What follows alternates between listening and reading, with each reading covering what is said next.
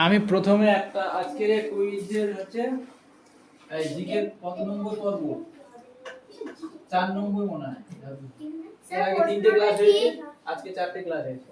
10 জন লোককে এমন ভাবে 5টি সারিতে দাঁড় করাও যাতে প্রত্যেক সারিতে 4 জন করে থাকে। 10 জন ব্যক্তি থাকবে কিন্তু পাঁচখানা লাইন হবে, কিন্তু প্রত্যেক লাইনে 4 জন করে থাকবে। কি হবে? পারবে? 10 জন লোককে এমন ভাবে 5টি সারিতে দাঁড় করাও যাতে প্রত্যেক সারিতে 4 জন করে থাকে। এই উত্তরটা আমি শেষে বলে দিচ্ছি। আচ্ছা, তার আগে দ্বিতীয় নম্বর প্রশ্নটা নেব। ভারতের মহাকাশ গবেষণা সংস্থার নাম কি? ভারতের মহাকাশ গবেষণা সংস্থার নাম কি? ভারতের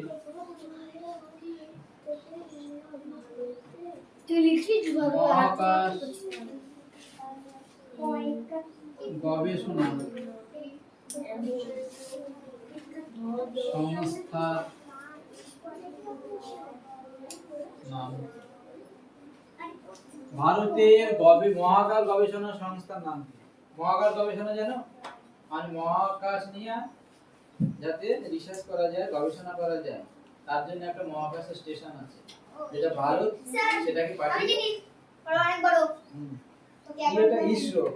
এক কথা কি বলা হয়? ISRO, India space research organisation. সংক্ষেপে কি বলা হয়? ইসরো, ISRO, ইসরো। এই ইসরোর পুরো নাম কি? বা ইন্ডিয়ান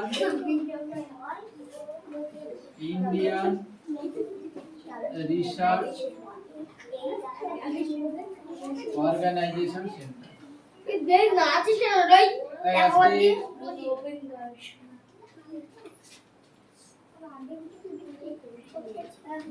কি বললাম?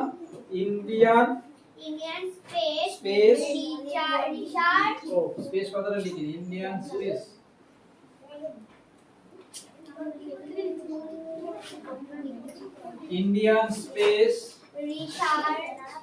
Research organisation centre. Research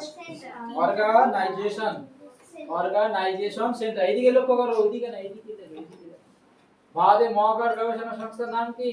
Indian space research. ভারতের মহাকাশ গবেষণা সংস্থার নাম কি? ইসরো। ইসরো, জোরে বলে ইসরো। ইসরো। হ্যাঁ, ISRO। আই তে কি হয়? ইন্ডিয়ান, এস তে হলো স্পেস, আর তে হলো রিসার্চ, আর ও তে হলো অর্গানাইজেশন সেন্টার। রিসার্চ মানে কি? গবেষণা। রিসার্চ মানে কি? গবেষণা। আর শুধু সার্চ মানে কি? শুধু সার্চ মানে খোঁজা। হ্যাঁ, গুড। 3 ভারতে প্রথম মহাকাশ গবেষণা কেন্দ্রের সভাপতি কে? ভারতের প্রথম মহাকাশ গবেষণা কেন্দ্রের সভাপতি। ভারতের প্রথম মহাকাশ গবেষণা কেন্দ্রের সভাপতি কে? সভাপতি কে? ভারতের প্রথম মহাকাশ কেন্দ্রে, ভারতের প্রথম মহাকাশ গবেষণা কেন্দ্রের সভাপতি কে? বিজ্ঞানী কে? বিক্রম এ সারাভাই। বিজ্ঞানী এ বিক্রম এ সারাভাই। বিক্রম এ সারাভাই।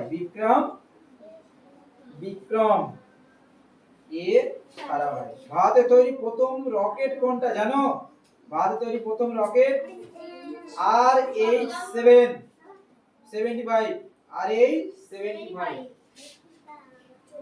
ভারতে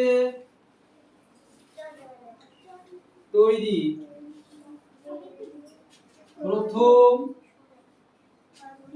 রকেট কোনটি? রকেট কোনটি? RH-75 কোনটা? RH-75 রকেটটার নাম RH-75। ভারতের তৈরি প্রথম কৃত্রিম উপগ্রহের নাম কি? উপগ্রহ মানে জানো? জানো? গ্রহ থেকে সৃষ্টি হয়েছে, যেগুলো গ্রহ থেকে আকারে অনেক ছোট। নক্ষত্র থেকে গ্রহের সৃষ্টি, গ্রহের থেকে উপগ্রহের সৃষ্টি, তাই তো? উপগ্রহগুলো গ্রহ থেকে আরো ছোট হয়। যেমন ভারত, আমাদের পৃথিবী একটা কি গ্রহ, আর পৃথিবীর উপগ্রহের নাম কি? চাঁদ। তাহলে পৃথিবী থেকে ছোট চাঁদ, চাঁদ দেখা যায় ওইরকম। গ্রহ হচ্ছে পৃথিবী আর চাঁদের উপগ্রহ, সেই রকম উপগ্রহ। এবার বলা হচ্ছে কৃত্রিম উপগ্রহ। কৃত্রিম উপগ্রহ মানে কি? যেটা মানুষের তৈরি একটা উপগ্রহ মহাকাশে, সেটাকে স্থাপন করা হয়েছে। কেন স্থাপন করা হয়েছে উপগ্রহগুলো? আমাদের এই যে খবর আমরা বলি অমুক জায়গায় ভূমিকম্প হচ্ছে, অমুক জায়গায় দুর্ঘটনা ঘটবে, অমুক জায়গায় আবহাওয়া পরিবর্তন হবে, জলবায়ু পরিবর্তন হচ্ছে। এই যে আমরা কোনো অন্য জায়গায় খেলা হলে খেলা দেখতে পাই, কি হবে খেলা? ইডেন গার্ডেনে একটা খেলা হচ্ছে, আমরা টিভি দেখছি, কি হবে? এই কৃত্রিম উপগ্রহের কারণে। ওখান থেকে খেলা হচ্ছে, ওটাকে মনিটাইজ করা হচ্ছে, কৃত্রিম উপগ্রহ ওখান থেকে স্যাটেলাইট আছে, ওখান ধরে নিচ্ছে, ওখান থেকে তোমার টিভিতে দিয়ে দিচ্ছে। অ্যান্টেনা আছে, ও ওখান থেকে গ্রহণ করছে, রিসিভার গ্রহণ করে নিচ্ছে। এইভাবে সিস্টেমটা হচ্ছে। ওখান থেকে কোথাও ওখানে যায়, ওই মহাকাশে চলে যায় কৃত্রিম উপগ্রহ। ওখানে সব যন্ত্রপাতি বসানো আছে, ও ওখান থেকে রিসিভ করে ওগুলো। কোথায় কি হচ্ছে, এই পৃথিবী কোথায় কি হচ্ছে সব দেখতে পাচ্ছে। কৃত্রিম উপগ্রহ মহাকাশে প্রচুর কৃত্রিম উপগ্রহ স্থাপন করা হয়। কোনোটা জলবায়ু, কোনোটা আবহাওয়া, কোনোটা বিনোদন, কোনোটা বিভিন্ন জিনিসে দেওয়া যায়। এই যে আমাজনের গভীর অরণ্যে যে হিংস্র জীবজন্তু আছে, কি করে জানতে পারছি? এই কৃত্রিম উপগ্রহগুলো মহাকাশে স্থাপন আছে, ওখান থেকে সব ছবি তুলতে পারে। ওই যন্ত্রপাতি বসানো আছে মহাকাশে, ওরা সব ছবি তুলে দিলে পাঠিয়ে দিচ্ছে, আমরা জানতে পারছি। এই ডিসকভারি চ্যানেল খুলে আমরা জানতে পারছি। কি করে? এই কৃত্রিম উপগ্রহগুলো আছে বলে উপরে এত কিছু জানা যায়, নাহলে জানা যায় না কখনো। মানুষ তৈরি করে ওই রকেটের মাধ্যমে, দেখো না মাঝে রকেটের মাধ্যমে মহাকাশে পাড়ি দিচ্ছে অমুক কৃত্রিম উপগ্রহ, যে একটা নির্দিষ্ট জায়গায় গিয়ে ওটা ওখানে থেকে যাবে আর রকেট চলে আসবে। কৃত্রিম উপগ্রহ ওখানে বসে থাকে, ও নিচে পড়বে না, ওইখানে ভাসতে থাকে, একটা নির্দিষ্ট পথে ঘুরতে থাকে। দেখবে রাতের আকাশে মহাকাশে কিছু কিছু কিছু কৃত্রিম উপগ্রহ ঘোরে, মহাকাশে দেখবে লক্ষ্য করে লাইট জ্বলে। হ্যাঁ, ওগুলো মানুষের তৈরি কৃত্রিম উপগ্রহ। ওগুলো মানুষ পাঠিয়েছে উপরে। হ্যাঁ, ওই স্যাটেলাইট মানে কৃত্রিম উপগ্রহ, ইংরেজিতে বলে স্যাটেলাইট। ওই স্যাটেলাইট গুলো আছে বলেই কিন্তু আমরা আজকে সবকিছু জানতে পারছি। মুহূর্তের মধ্যে কত খবর জানতে পারছি। অমুক জায়গায় অমুক হচ্ছে, অমুক জায়গায় তমুক হচ্ছে, অমুক জায়গায় খেলা হচ্ছে দেখতে পাচ্ছি, অমুক জায়গায় আমাজন জঙ্গলে কি আছে আমরা জানতে পারছি। একটা প্রবল ঘূর্ণিঝড় হবে জানতে পারছি, অমুক জায়গায় একটা ঘূর্ণাবাতের তৈরি হচ্ছে, সেটা আমাদের এখানে আসতে পড়বে, অমুক একটা ঝড় জানতে পারছি। কি করে জানতে পারছি? ওই স্যাটেলাইটের জানতে। তাহলে সেই কৃত্রিম উপগ্রহ ভারত, আমেরিকা, রাশিয়া সবাই কিন্তু যে যার মতন করে পাঠিয়েছে। ভারতও কিন্তু পিছিয়ে নেই। ভারতও কৃত্রিম উপগ্রহ মহাকাশে স্থাপন করার ক্ষেত্রে এখন প্রায় আমেরিকা মানে নাসার পরেই কিন্তু ভারতের স্থান,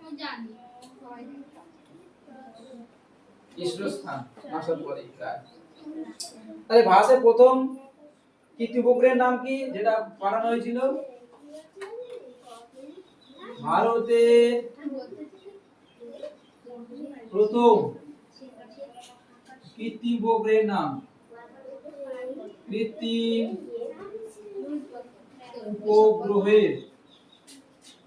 উপগ্রহের নাম কি? কৃত্রিম উপগ্রহের নাম কি আছে? প্রথম যে কৃত্রিম উপগ্রহটা মহাকাশে স্থাপন করেছিল ভারত, ভারতের যে মহাকাশে এই যে কৃত্রিম উপগ্রহগুলো পাঠায়, তার একটা নির্দিষ্ট সংস্থা আছে, যে সংস্থায় কৃত্রিম উপগ্রহ তৈরি করে এবং তারা মহাকাশে স্থাপন করে। সেই সংস্থার নাম এর আগে আমরা বলেছি কি? ইসরো। এই ইসরো গুলো এগুলো বানিয়ে ফেলে। তাহলে ভারতের প্রথম কৃত্রিম উপগ্রহের নাম কি? আর্যভট্ট। কি? আর্যভট্ট। প্রথম কৃত্রিম উপগ্রহের নাম হলো আর্যভট্ট। প্রথম কৃত্রিম উপগ্রহের নাম কি তাহলে? আর্যভট্ট। এগুলো পরে আবার 6 এ গিয়ে পড়বে, 6 7 এ গিয়ে পড়বে আর্যভট্ট। লাস্ট আরেকটা কোশ্চেন করে দিই।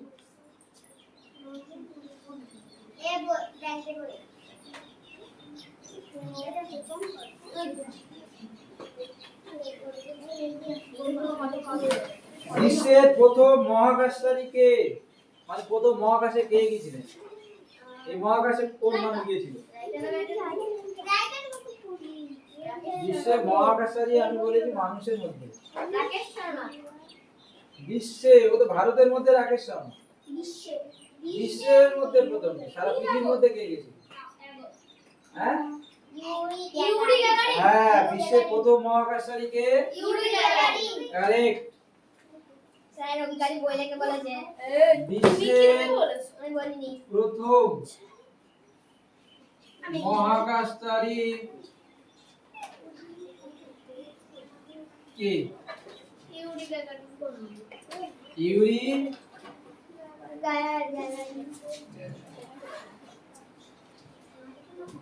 Yuri Gagarin. ঠিক আছে, ইউরি 1961 সালে 12 এপ্রিল গেছেন। 1961 12 এপ্রিল 1961 সালে 12 এপ্রিলে তিনি গিয়েছিলেন। ইনি কোথাকার লোক জানো? রাশিয়া। ইনি কোথাকার লোক? হ্যাঁ, ইনি হচ্ছে রাশিয়ার লোক। রাশিয়া। আচ্ছা, এবার প্রথমে আমি একটা প্রশ্ন করেছিলাম, 10 জন লোককে এমন ভাবে 5টি সারিতে দাঁড় করাও যাতে প্রত্যেক সারিতে 4 জন করে থাকে। তো আমি যদি এইভাবে 5টা সারি করে দিলাম, কটা সারি বলেছে? 5টা সারি, 1 2 3 4। তাই এই প্রত্যেকটা দুটো করে দিলে তো হবে না, বলেছে কি এক একটা লাইনে কতজন থাকতে হবে? 4 জন। কি করে হবে? 5টা। 10 জন তো লোক, 10 জন লোককে 5টা সারিতে করা যাবে? আবার 4 জন করে থাকতে হবে, এই বিরাট ব্যাপার। কে করতে হবে? আমি এখন বলবো না, কালকে এই প্রশ্ন থাকবে, চেষ্টা করে দেখো, না পারলে কালকে করে দেবো। এখন করে দিলে মজাটা কিন্তু কমে যাবে। মজাটা কমে যাবে না? যে পারবে আগে, সবার আগে কিন্তু কমেন্টে গিয়ে করে দিতে হবে, তাকে একটা গিফট দেওয়া হবে। হ্যাঁ, কমেন্ট না থাকলে তো হয় না। পড়া, এই যে আমি পড়ালাম, তোমরা যদি উত্তর না দাও তাহলে আমার পড়িয়ে কোনো লাভ নেই। তোমরা কি শিখলে সেটা তো আমার জানতে হবে না, তাহলে আমার এই পড়াটা আমাদের সার্থক হবে। সেই কারণে বলছি আজকের উত্তর এখন বই নিয়ে একটু আমি ছুটি বলিনি, এত অধৈর্য লোক খারাপ হবে।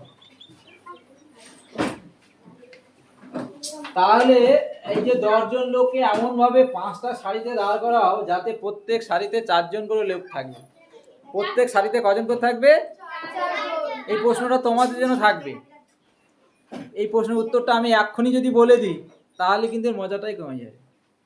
একটু বুদ্ধি করে চিন্তা করো, একটু মাথাটা খাটাও, যে 10 জন লোক 5টা সারি হবে, আবার প্রত্যেকটা সারিতে 4 জন করে থাকতে হবে, তাহলে তো 20 জন লাগে। 5টা সারি 4 জন করে, তাহলে 5 আর 20 জন লাগে না? তা বলেছে 10 জন, এর বেশি ভাই আমি দিতে পারবো না। 10 জনের বেশি আমি দিতে পারবো না, 20 জন হলে তো সবাই পারবে। এটাই তো ম্যাজিক, আর এটাই তো প্রশ্নের গুরুত্ব। এই প্রশ্নের উত্তরটা আমি বললাম না একের দাগের, আর বাকিতে বলে দিয়েছি। এই প্রথম প্রশ্নটা উত্তর যে দিতে পারবে তার জন্য কিন্তু একটা আকর্ষণীয় উপহার আমি দেবো, আমার তরফ থেকে একটা আকর্ষণীয় উপহার দেওয়া হবে। ঠিক আছে, কমেন্টে গিয়ে সবাই আগে উত্তরটা দেবে, কে আগে দেয় আমি দেখবো। আমার হোয়াটসঅ্যাপে দিলে হবে না, ওই ভিডিওর ওখানে দিতে হবে, এবং ছবি এঁকে সুন্দর করে দেখাতে হবে যে আমি এরকম একটা ছবি আঁকলাম, যে এই ছবিতে স্যার এইখানে এইখানে এতজন করে রয়েছে প্রত্যেকটা শাড়িতে, এইভাবে সুন্দর করে ছবি এঁকে আমাকে দেবে। হ্যাঁ হ্যাঁ, সে দেরি হোক, সারাদিন পড়ে আছে তো। আজকের এই ঘন্টা চারি পড়ে আছে, সেই টিউশন যাওয়ার আগে আবার রাত্রে রয়েছে, সারা রাত ধরে ভাবতে থাকবো, সকালবেলা সময় রয়েছে। মোটামুটি কালকে স্কুলে আসা অবধি তোমাদের সময় আছে, আর না পারলে তো আমি বলে দেবো, তার নিয়ে চিন্তা করার কিছু নেই। না পারলে আমি কালকে উত্তরটা বলে দেবো। ঠিক আছে, ঠিক আছে, থ্যাংক ইউ সবাইকে।